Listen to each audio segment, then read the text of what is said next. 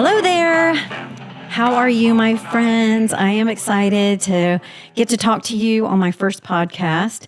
And so I am going to be talking about Christian perspectives on creation and evolution, basically all the different types of creationists that there are out there.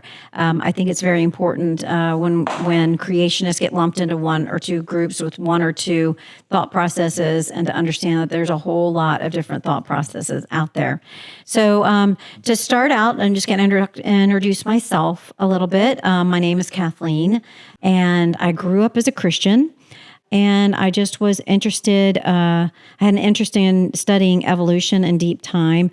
I decided to go back to school when I was quite a bit older and become an archaeologist.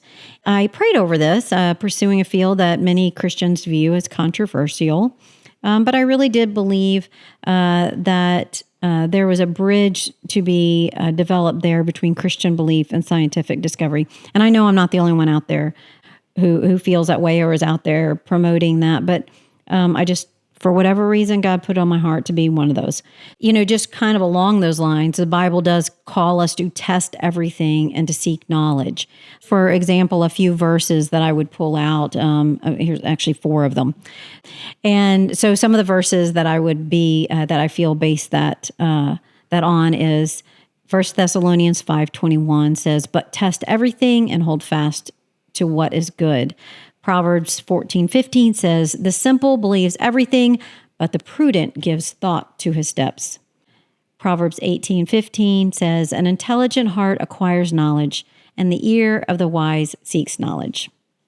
So my podcast is going to be sorely lacking a fully rounded or super in-depth view of any one topic. Scientific studies and discoveries are just too numerous for me to be up to date in all the areas and to be able to vet each one out fully. But hopefully what I'm going to do is present a really good overview and introduce information not known before by some, introduce some resources so that everybody can further delve into any topic that I bring up. And I want to encourage sharing of information related to the topic. There is just so much information out there. I had to just frequently stop myself from going further because I would never have been able to actually produce this if I didn't. And I'm sure there's going to be some information, probably not in this one, but maybe in future ones where I want to talk about the different hominin species and stuff like that, where very quickly my information will get outdated. So I'm just going to do this the best I can, and hopefully you guys can help sharing your information, sharing what might be new and everything like that too. So I'm going to kind of go through this, and then I'll share my viewpoint at the end. I want to go through some terminology, because sometimes that can be kind of difficult. And I think that sometimes maybe where we get a little confusion and causes some actually even arguments that don't need to be arguments, because it's just a matter of defining your terms. So evolution could refer purely to the idea of macroevolution, which is the major change over long periods of time, or it could refer to this completely unguided process of natural selection, genetic drift, etc. In other words, kind of evolution without a creator. And then you have like theory versus scientific theory. So in lay terminology, the word theory is commonly used to refer to like theory is like a guess, like a simple guess. But in scientific terms, a theory is substantiated by evidence. So one, it needs to be testable. It becomes stronger through that testing. It doesn't necessarily mean it's observable, but the testing of it must be observable. It doesn't mean that with the discovery of new evidence that it can't be rejected or even refined. And it's not considered proven, but it is strongly supported through rigorous evidence. So, a lot of times people say, oh, well, that's just a theory, or lay people might say, oh, that's just a theory. Well, no, a theory is actually some pretty grounded stuff. And, but it also doesn't mean that it can't be rejected with new evidence, but with new evidence, not just because somebody came up with a new idea. So there are many Christians who believe in a strictly literal biblical model, and many Christians who believe that evolution of a model, biblical model of how the earth was created. And there are also many Christians who believe that evolution is simply a way of understanding and studying how God created the world and humanity. The goal of this episode is to give an overview of the main categories of Christian views on how the world was created. So frequently I'm going to ask for your comments and feedback. And I just would love that if this was more of a dialogue and not a debate for my own enrichment, but also for the enrichment of those who come to this podcast from a variety of viewpoints and backgrounds. At least I'm hoping there'll be a variety of people coming to hear, and we can share our viewpoints and backgrounds. So here we go. So the creationist viewpoints, and I'm going to link the different purveyors of each kind of thing, and I'm going to put a lot of that information in the notes at the end. Okay. So as much as possible, I did try to get their belief systems from their websites or their books. And some of the differences in these were a bit difficult to parse out. So many probably overlap or are more distinct than I've categorized them. So please, again, put it in the comments if you see where I might have misunderstood or misstated any of them. But hopefully I got these right.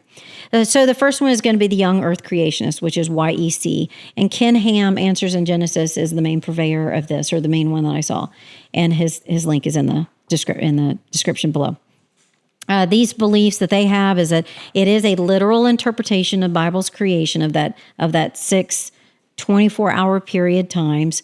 They believe that the Earth is approximately 6,000 years old. In fact, many of them have a date of October 23rd, 4004 BC as the day that the Earth was created. This does reject the theory of evolution. It believes limited biological changes have occurred as a reflection of genetic potential of each kind that God created, which reflects different species. Microevolution versus macroevolution. And so this is aside from man, because they don't believe that happened with man, but of other kinds. So then we have scientific creationism, which is also a branch of YEC, the Young Earth Creationist. And this is the Institute for Creation Research is the purveyor of this one. So that one other difference is that scientific creationism believes that there has not been any biological development, that everything was created functionally complete from the beginning. It is similar that changes in the kinds is just variations or mutations and extinctions. And so from how I read it, kinds most generally applies to the scientific classification of either genus or family.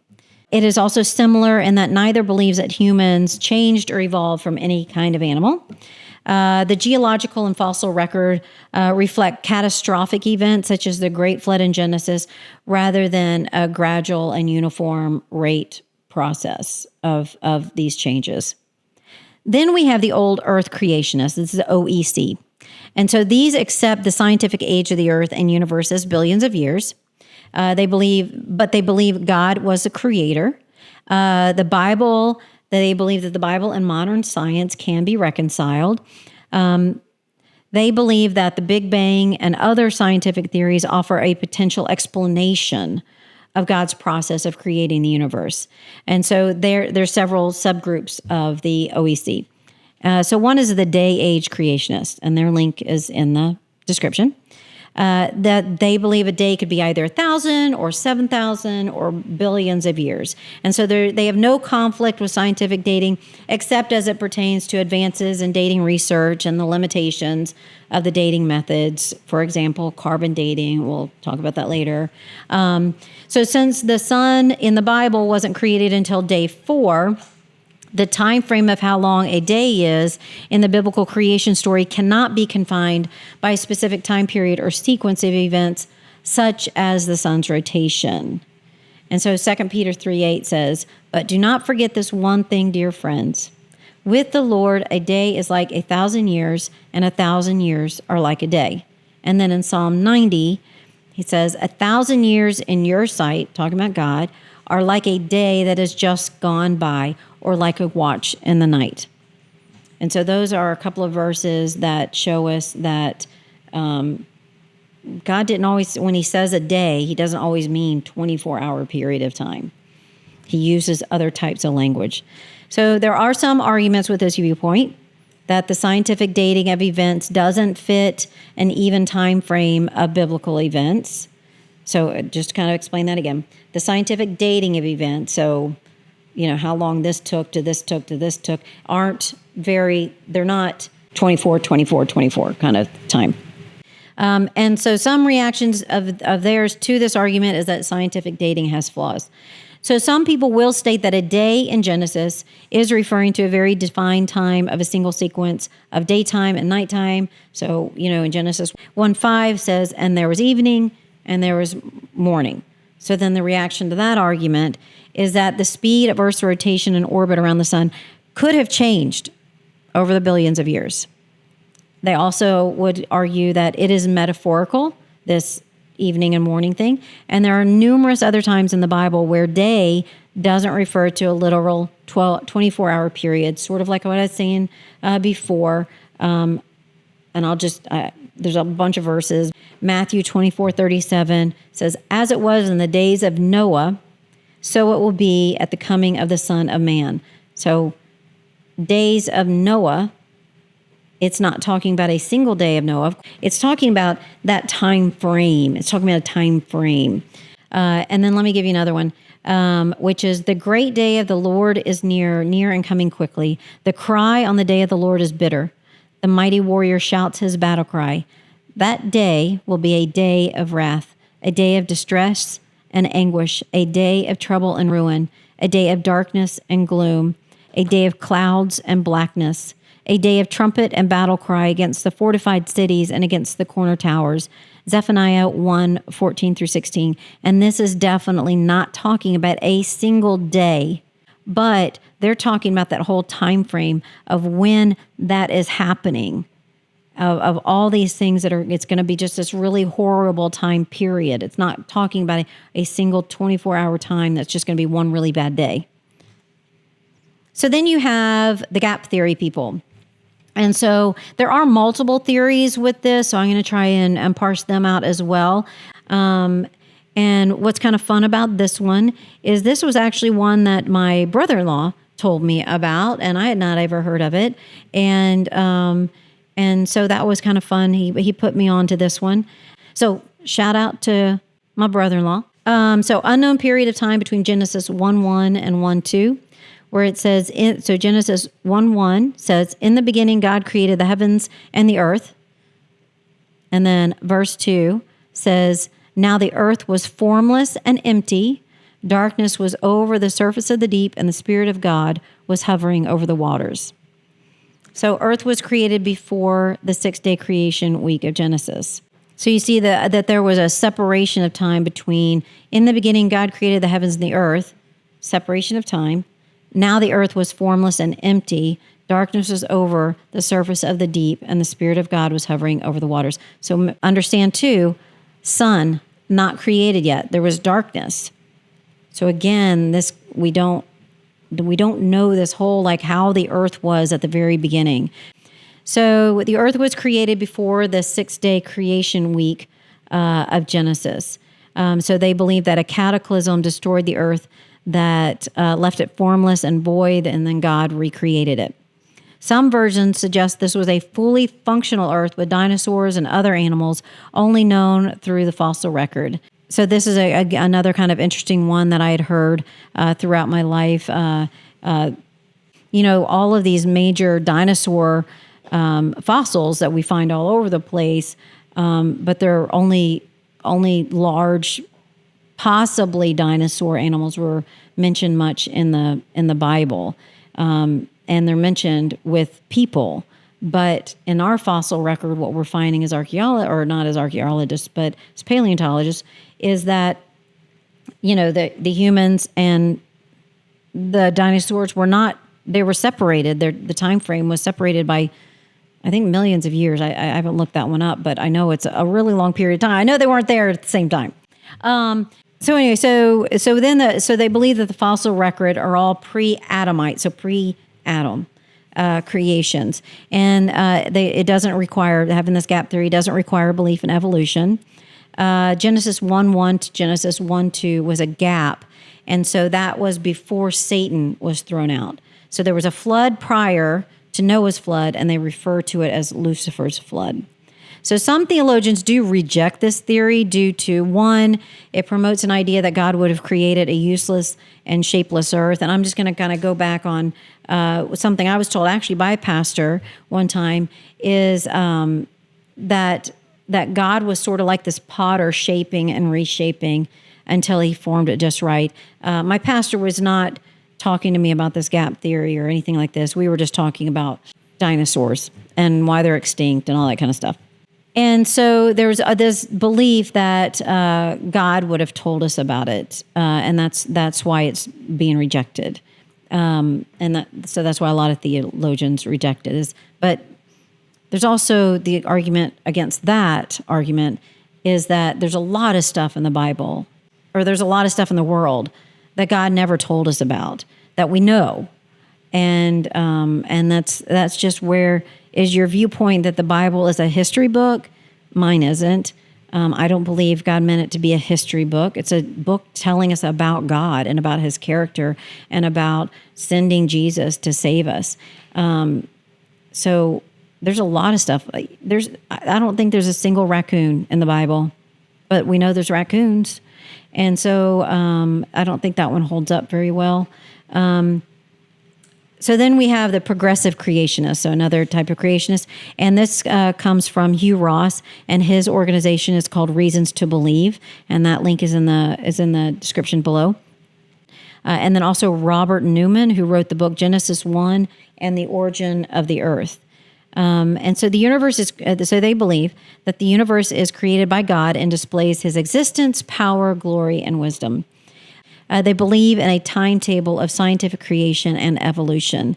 They believe the honest study of nature can be useful in a person's search for truth. And through this understanding, God's word and God's world, they're both revelations about God and will never be contradictory. So just kind of, I'm going to stop on that for a minute. So God's word is the Bible, and God's world, nature, all that sort of stuff, they both reveal God and are revelations about God, and they're not ever going to be contradictory. Now, they might not match up all the time right now because there's a whole lot that we need to learn about science. There's just always going to be studies and new findings. Just as how many Homo species have we come up with in the last several years, and then also, you know, the word, God's word is this living thing that speaks to us and that we can study and study and study for our lives and still not fully grasp all there is to God because his nature is so vast, and that Bible is just his way of speaking to us. So then there's also a punctuated equilibrium, and this isn't really a creationist viewpoint. I just wanted to put it in here because it is utilized by creationists to support their arguments. It is a thing. Punctuated equilibrium. Stephen Jay Gould would be that person, and so it's a thing in the scientific world, and they use it to explain like this lack of transitional forms in the fossil record. Gould says it's not in place of gradualism, but it does complement it. It agrees with the age, the Big Bang, Cambrian explosion, etc. And so in the Christian argument, at certain times, this was how God created, is through this punctuated equilibrium.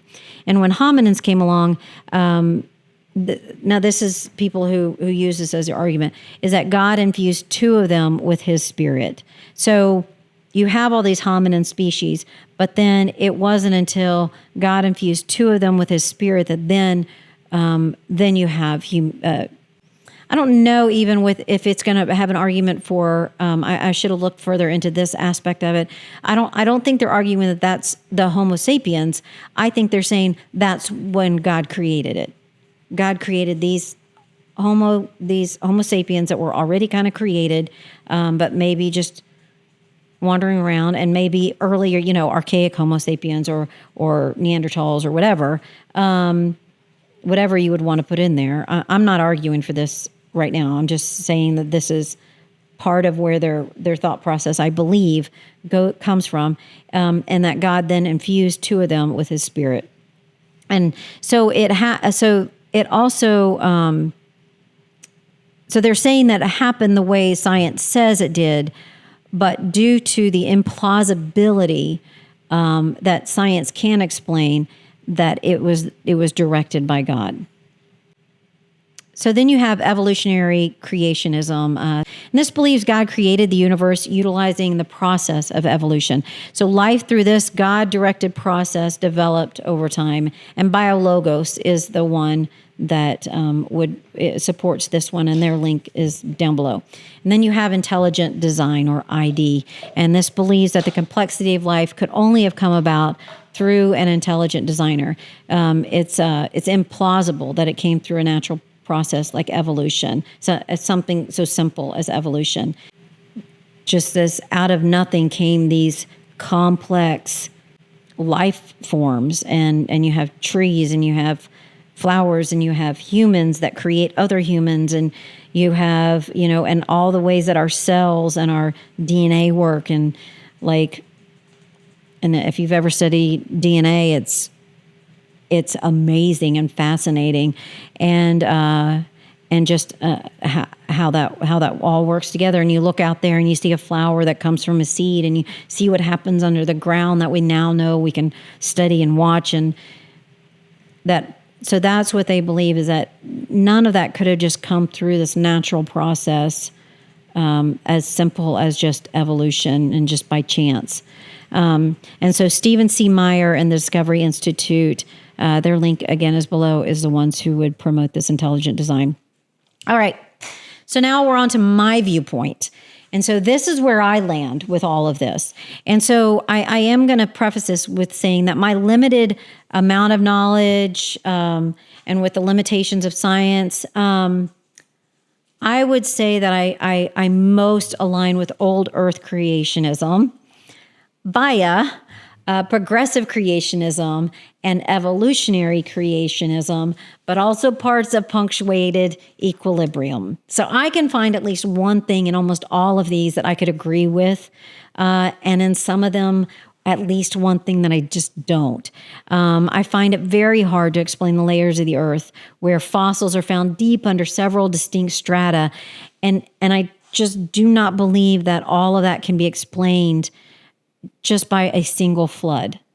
And I know I hear that's the argument for a lot of that, but I just can't get my head wrapped around that one. I do find it easy to explain some of these fossils found on the surface and or shallow in the earth by processes such as erosion, including the movement of this erosion and movement of the strata by the Great Flood. And that's why I do believe in the Great Flood. Well, there's a lot of, that's not why, I take that back. That's not why I believe in the Great Flood. I believe in the Great Flood because it's in the Bible and God said there was one. But am I willing to accept that, was it localized? I don't know. Did it cover the whole earth as far as any of the humans that were alive at that time? And I do believe it wiped out the earth at that point. All the humans at that point. I just don't know, I don't know the full ramifications of that, the full breadth of that. And I'm willing to believe that it did happen across the entire world. I'm also believing that God was again speaking to us in a poetic, or speaking to us for the way our brains could have understood it at the time. And so this brings me to my next point of where I believe is that I believe that Genesis could have been written in a way that just allowed our little small brains to understand, even still.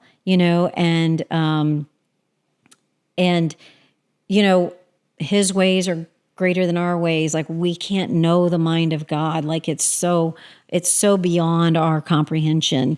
The way he thinks, the way his his awe, just the awe of him and everything that he can do, and that he could create a world. And so that wouldn't have been something that, especially back then, I believe humans could have comprehended. And I think even now we cannot fully comprehend how he created everything. But I do believe that science does allow us to have fun kind of searching out, like, how did he do this? Like, what was the process that happened? And, and so that's where I believe that the Big Bang kind of and that's where I maybe say, like, science kind of backs up the Bible, because science believes that it happened like this Big Bang happened, right? And we believe that God went and it happened. So I see them complementary. But I want to emphasize this point by using the mustard seed story, and I did see that this is a pretty popular argument for this, and I do fully believe it. I didn't really get this from a book. It was when I was reading the Bible, and I went, oh, wait a minute, what about this mustard seed? And then I saw later that it's actually. Anyway, I'm getting ahead of myself. Let me explain. Okay, so in case you don't know, there's a parable where Jesus states that the mustard seed is the smallest of all seeds. Matthew 17:20 says, "Truly I tell you, if you have faith as small as a mustard seed, you can say to this mountain, move from here to there, and it will move. Nothing will be impossible for you." And so Jesus is saying that's the smallest of all seeds. And then if you have faith as small as this smallest of all seeds, this is how powerful that can be. But here's the kicker. It is not the smallest seed in the world. There's actually just another one. But it is the smallest seed his audience would have known about, because that other one was halfway around the world. And so he was speaking to them in what they would have known. They were farmers. They knew mustard plants. They knew it was this very tiny seed.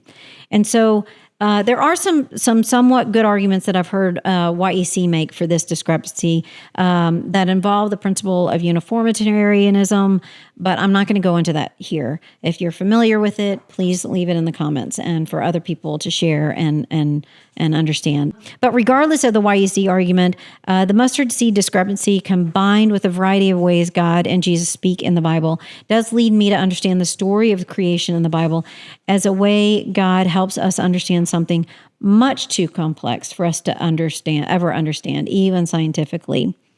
So this also helps understand why there are two creation stories in the Bible of Genesis 1, chapter 1, and Genesis chapter 2. And this is another one of those things that people say is where the Bible contradicts itself, but it doesn't. So this isn't as a conflict. There's not a conflict between those two chapters. But I do believe this is a way that God shows us different aspects of his character. And I'm not going to read those two chapters. Please go seek that out on your own if you're interested in kind of seeing those differences. That to prove the Bible's truth as science, it confirms what they couldn't have known when it was written. So as we prove the Bible's truth through science, like this happened, and this happened, and this happened, and this happened. And what we find out in science is that the order that the Bible puts it down is the order that we see in the scientific record. And so that's amazing. Like, there's no way they would have known that. They did not have the knowledge to know that. So unless they wrote it down and it was inspired by God to write that down that way, and that is exciting. And it's another way that I just believe that the Bible shows God's character. Now, I do believe in the Great Flood. This is what I was talking about earlier, is that there is it's just the way I believe in it. So there is a scientific evidence of a flood happening almost in the same strata layer across the globe. I have seen some scientific studies about that. And I'm going to discuss that more in detail in a future episode. It's way too much to go into right now. But again, I would love for you guys to, if you have any evidence for or against this, please share that in the comments, and I would love to use it for that episode. I don't believe that humans came from apes, but are of the same branch. And you can see in this image, if you're watching the video, I'll put up an image there of this branching idea. This also aligns with what science teaches. And it's not the direct evolution that many creationists seem to claim it teaches. Science does not claim this March of Life image that we have. When they created this March of Life illustration, they almost immediately knew that they did it to try to simplify how things happen. But even back then, which was a really long time ago that March of Life came out, I want to say the 60s or something like that. But even back then, they knew that wasn't an accurate depiction. They were just trying to simplify stuff. And so really, you have the March of Life, but really it happened like this tree, like these bushes, like all of these different branches going off and around and stuff like this. So unfortunately, I believe this understanding that humans are directly from apes and not just part of the same branch. I don't know why. I feel like there are creationists that know that this is not right, and they continue to propagate it. And then I also believe that there are scientists who know that there are creationists who don't believe that and want to keep calling Christians stupid because of that. And that's kind of that's just disappointing. And it just, everybody needs to be honest and open and transparent. And so what's important to me about that too, and again, that's another one of these episodes I want to do is about hominins and all the different ways that happens. It's really, you can imagine it's a pretty full topic, and that'll be its own episode for sure, maybe even several. So yeah, I just have some, I kind of along those same lines of that. I want to go deeper in that. I'd love to hear what kind of thoughts and topics you guys would want to hear about and delve into. So here I've got a couple of like crazy ones just to kind of give you guys an idea. Although I want to do some stuff that's, more Christian focused, and then I want to do some stuff that's more scientific focused, and then I want to do some stuff that sort of blends the two, and then I want to see like where some thoughts are going on. I'll tell you one thought I had, and I don't know if it's out there. If I had not heard of this before, but I want to say that I've seen it out there. I just don't have a source because I didn't stick on that for too long. But like I wonder stuff like, were Noah's sons like, and this is where it would need to go with because there's always new findings in the hominins and the Homo species. I don't know if they fit very cleanly into only 3 different groups anymore. But like I'm curious, like were Noah's sons these overarching 3 different Homo species that we do see in this multi-regional theory and in their skeletal type, like the Asian, which is the Mongoloid, Denisovan type of thing, the African, the Homo sapiens, the European Neanderthals. And so again, I want to explore those kind of creations, and we will get to that at some point. But so overall, this was just kind of re-going over what we talked about today. These different creationists. You have the young Earth creationist, you have the old Earth creationist, and then all the sort of subgroups that come in underneath them. You have I'm kind of interested to hear what you guys think about my viewpoints on this. And I am looking forward to talking to you guys again. All right. Talk to you later. Have a fun day.